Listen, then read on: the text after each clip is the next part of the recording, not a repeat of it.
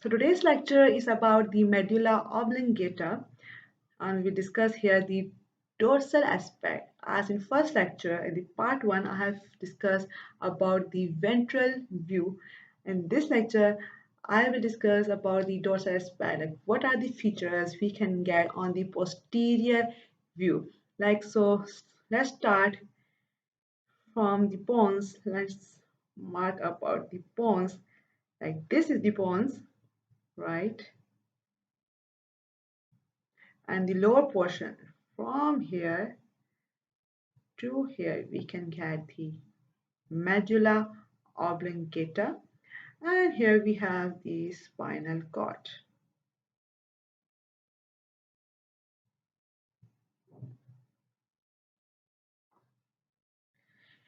Right, so what are the features we can find out on the posterior aspect of the medulla oblongata? Right, so first we can see here the sulcus in the middle, and we call it as the posterior median sulcus.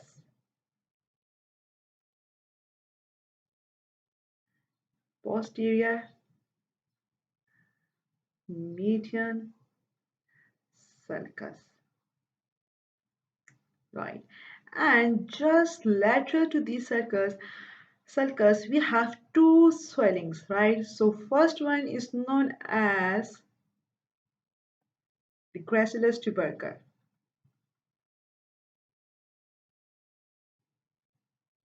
Gracilis tubercle, under which there is a nucleus of the gracilis. And just lateral to the gracilis tubercle, we have another swelling. We can call it as the cuneate tubercle.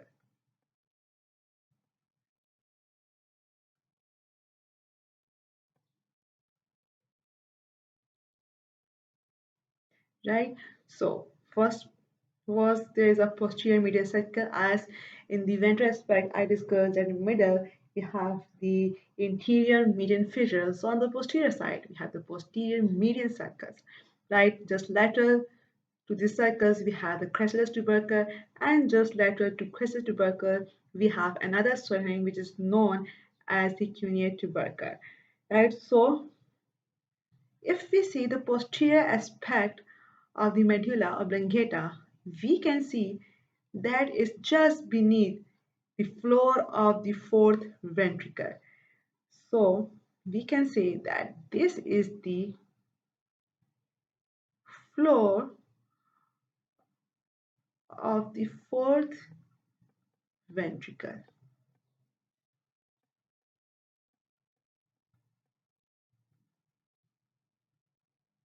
right?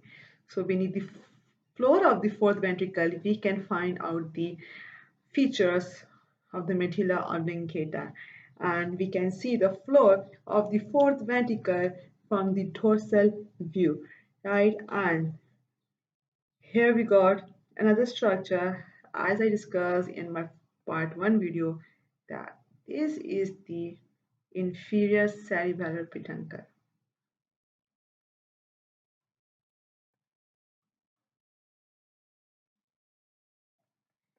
Inferior cerebellar peduncle, right? And I just told that inferior cerebellar peduncle is connects, like it connects the medulla to the cerebellum, and it lies laterally to the olives, right? Which I discussed in my part 1 video, right? And other we can get here is the vestibular hair, just in between we can say that here, right? And just here we can get another area, we can call it as the vestibular area,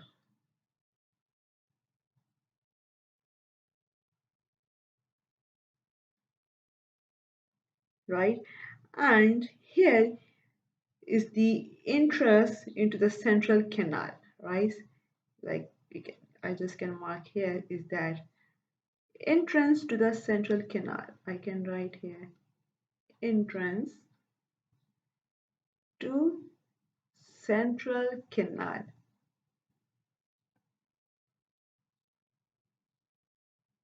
Right, so these all were the features on the posterior aspect of the medulla oblongata. Let's have a quick review. We have in middle, and in middle we have the posterior median sulcus. Just lateral to the sulcus, we have two swellings. First one is known as the crescus tubercle, and the other is a cuneate tubercle. Above that, we can say that there is a floor of the fourth ventricle, and on the sides, both we can see there is an inferior cerebral peduncle. This is the pons, and here we can get the vestibular area, and here is the entrance to the central canal. And below the medulla oblongata, we have the spinal cord. So this was all about the dorsal view of the medulla oblongata.